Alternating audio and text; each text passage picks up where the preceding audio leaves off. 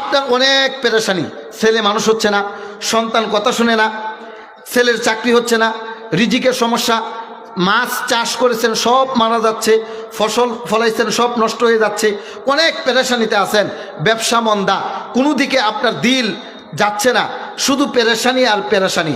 পেরেশানি দূর হয় নামাজের মাধ্যমে। কিসের মাধ্যমে? নামাজ পড়ার 2 নম্বর উপকারিতা, কোনো ব্যক্তি যদি নামাজ পড়ে, এই নামাজই তার অন্তর থেকে পেরেশানি দূর করে দিবে। সুবহানাল্লাহ বলেন। আবু দাউদের 1319 নম্বর হাদিস, আন হুযায়ফা রাদিয়াল্লাহু তাআলা আনহু قال كان النبي صلى الله عليه وسلم, হুযায়ফা রাদিয়াল্লাহু তাআলা আনহু বলেন, আল্লাহর নবী সাল্লাল্লাহু আলাইহি ওয়াসাল্লাম ইযা হাযাবাহু আমরুন সাল্লা, যখন তার কোনো পেরেশানি কাজ করত, আমরুন সাল্লা, তখন তিনি নামাজ পড়তেন, নামাজের মাধ্যমে তিনি পেরেশানি দূর করতেন। আরে আমার নবীর কি পেরেশানি? তিনি কি রিজিক নিয়ে পেরেশানি করতেন? তিনি কি তার 11 বিবি কিভাবে খাবে না খাবে এই নিয়ে পেরেশানি করতেন? না, আমাদের নবীর একটাই পেরেশানি ছিল, আমার উম্মত কিভাবে নাজাত পাবে, পথ বোলা উম্মত কিভাবে নাজাত পাবে, কিভাবে জান্নাতের পথে যাবে, আমাদেরকে নিয়ে আমাদের নবী সদা সর্বদাই চিন্তিত থাকতো। সুবহানাল্লাহ বলেন। তাহলে মানুষের পেরেশানি দূর হয় নামাজের মাধ্যমে। আর আমাদের নবী সবচেয়ে বেশি আমাদেরকে নিয়ে টেনশন করতেন, চিন্তিত থাকতেন। এই জন্য সহিহ ইবনে হিব্বানের মধ্যে হাদিস এসেছে, 7111 নম্বর হাদিস, 7111 নম্বর হাদিস। আল্লাহ নবী সাল্লাল্লাহু আলাইহি ওয়াসাল্লাম স্ত্রী আম্মাজান আয়েশা তিনি বর্ণনা করেন, লাম্মা রাআইতু মিনান নবী সাল্লাল্লাহু আলাইহি ওয়াসাল্লাম তিবা নাফসিন, আমি একদিন দেখলাম আল্লাহ নবী সাল্লাল্লাহু আলাইহি ওয়াসাল্লামের মেজাজটা খুব ফুরফুরে, মনটা খুব ভালো। স্বামীর মন যদি ভালো থাকে, স্ত্রীরা কি করে জানেন? স্ত্রীরা বলে, স্বামী গো আমাকে একটা টাঙ্গাইলের শাড়ি এনে দিবা, বলে যে আমাকে তো বিবাহের সময় বলেছিলা হাতের বালা দিবা, দাও নাই তো, মানে একটা কিছু চাই।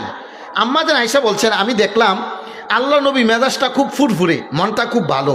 এইবার যেহেতু স্বামীর মন খুব ভালো, আম্মাজান আয়েশা রাসূলকে বলছেন, উদুল্লাহ লি, আল্লাহ নবী আপনি আমার জন্য আল্লাহর কাছে দোয়া করুন।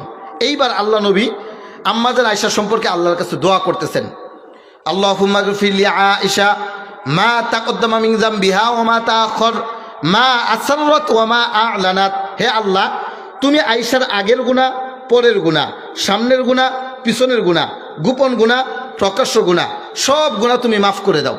ফাদহিকাত আয়েশাতু, এই দোয়া শোনার পরে আম্মাজান আয়েশা রাদিয়াল্লাহু তাআলা আনহা হেসে দিয়েছেন, হাত্তা সাকাত রাসুহা ফি হিজরিহা মিনাদ দাহিকি, হাসতে হাসতে আল্লাহ নবীর কুলে গিয়ে পড়ছেন, এত আনন্দ।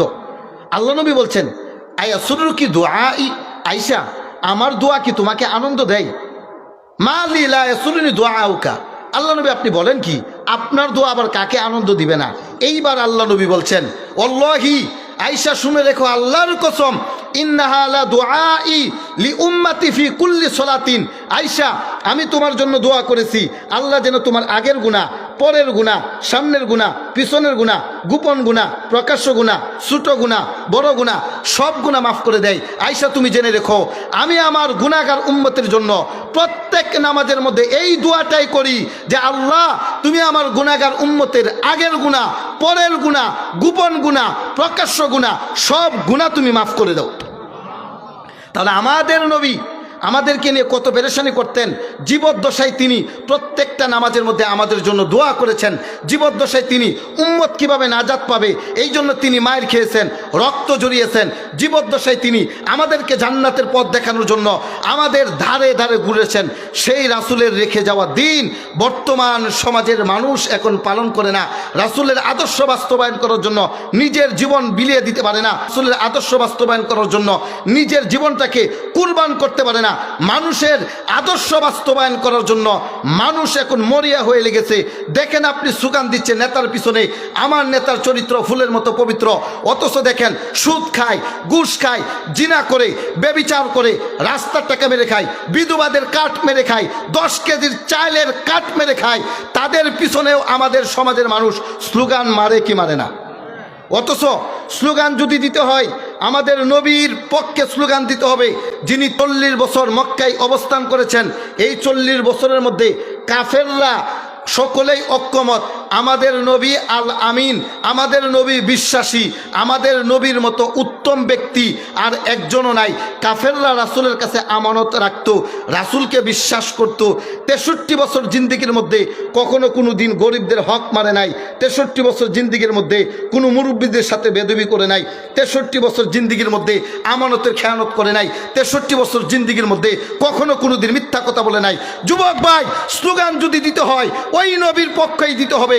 আমাদের নবীর চরিত্র ফুলের চাইতেও পবিত্র, ঠিক কিনা?